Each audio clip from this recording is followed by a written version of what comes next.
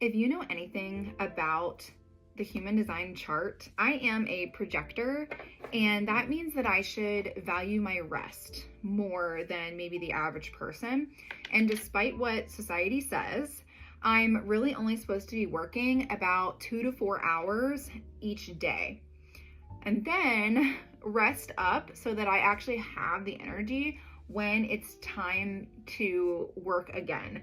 And I'm also diagnosed with ADHD. So sometimes rest can feel more like distracting myself or avoidance by, scrolling on my phone, watching TV, which in itself is a stimulant. And rest can come in a variety of ways. So I want to talk about that today, because rest doesn't always look like sitting in silence. And honestly, when you do have ADHD, or if you're if you have like a really sensitive nervous system, that kind of rest can actually make you feel like more restless. For the longest time, I thought I just didn't know how to rest correctly, because the second that I would try, I'd get bored, I would grab my phone, or I would just start thinking about the next 10 things I should be doing. And if you're a business owner, you know how that feels. But what I've learned is this: my body doesn't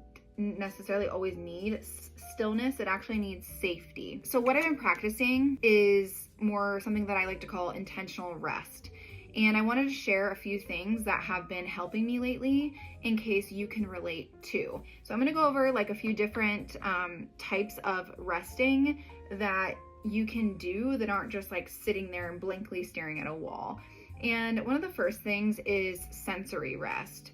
So I do need, as my Taurus is in Venus, so I need sensory nourishment. So texture, sense, and warmth, which is really funny considering I have a lot of sensory issues. So sensory things are very important for me, that they feel good. So these could be things like taking a hot shower, maybe with music that matches my mood, rubbing an oil or a lotion on my hands, and really just trying to notice that feeling of the texture. I could wrap myself in a blanket and just notice how that feels. And even lying on my treatment table between clients, for 10 minutes and listening to ambient sounds is another really helpful thing that I've done. Another really important type of rest is going to be your emotional rest. And I'm a Cancer, Scorpio, so this is very important for me to know, because I don't just feel on my own. I actually absorb a lot of things from other people.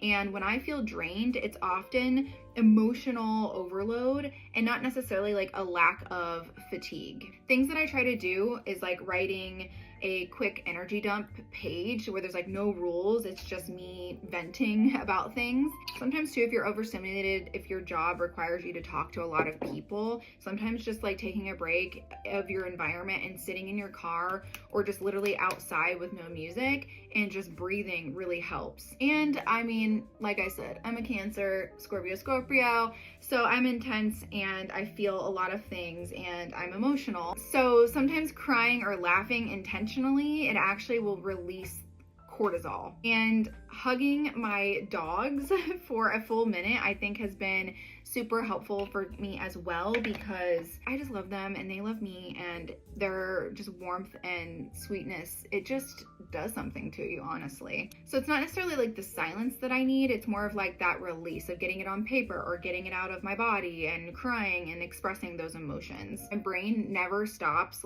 organizing and analyzing and planning.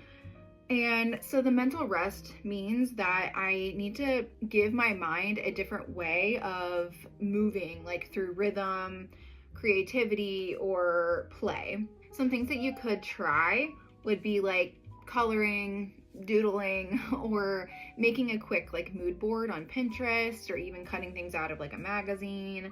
but organizing my skincare shelf too while listening to soft music, or if I'm doing laundry and folding, as much as I despise doing laundry some of the times, just doing that while listening to calming music is super helpful. But even doing my makeup like I'm doing right now is super helpful, and especially if I'm not like talking to the camera, I am able to kind of like relax and be with my thoughts without any other distractions, because I'm focused on this and I can let other things come through. And you can do what most people do, is just hop in your car, take a short drive to, no destination. Maybe you go take a walk and you don't have a set plan. It's just, I'm gonna go for a walk and I'm gonna go until I'm ready to be done. Also, I think spiritual rest is important. My intuition speaks when there's space. So boredom isn't a problem. It's actually an opening for me that I'm trying to get more comfortable with. So instead of just filling my boredom up with things, or just feeling bored because there's nothing going on, and so my brain's just going and then it's just trying to tell me like, you need to go do something. Instead of like filling it with something, I've just started noticing what comes up when I don't distract myself. Because a lot of the time your intuition speaks the loudest when it's just completely silent. So I do set a timer for about 10 minutes, midday, and I don't have my phone. I'm just observing my thoughts. And one of the things that I've talked about before, when I was in school, when I was a kid, I had a teacher email my mom because he saw that I had been taking a test and I was like staring off into space. And he was so concerned about that. And so he decided to contact my mom about it and express his concerns about that.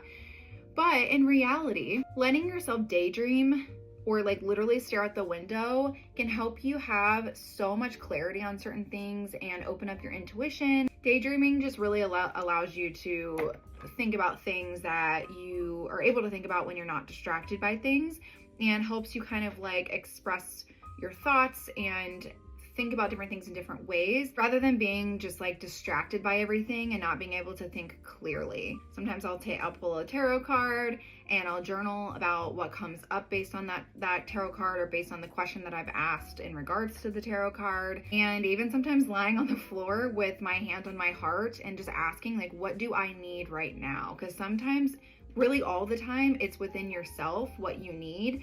You don't need external validation to tell you. So sometimes you just need to quiet your surroundings and be able to like listen to that. You're gonna start realizing that your intuition gets louder the moment that you stop chasing that stimulation. And I think it's just wild, because even though I'm doing something, it feels like rest at the same time. It calms my system, it clears my mind, and honestly, it just brings my intuition back online, which I feel like has been so many people have tried to shut down my whole life, and I'm trying to kind of get that back. So if you're like me and you struggle with resting because your brain, just doesn't know how to shut off, try finding your version of peace, something that might feel more nourished, something that is not forced. Because truly, it doesn't have to be silent. It just needs to be intentional.